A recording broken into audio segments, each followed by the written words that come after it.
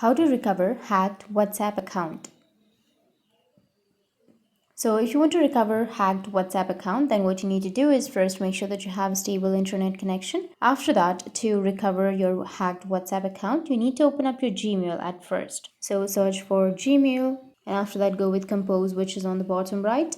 And from here, you need to enter the WhatsApp support mail, which is support@whatsapp.com. And after that, under the subject, you need to go with hacked WhatsApp. And under compose email, you need to write, hello WhatsApp team, my personal WhatsApp account has been hacked. Someone is using scam, or hacker has sent illegal scams chats to my WhatsApp. So please help me to activate my account or help me to recover my account. And you need to enter your WhatsApp number, your country code, your SIM operator, and after entering all of that information, you can send and your problem will be fixed. So that's it, and if you have any questions, feel free to comment below. Thanks for watching.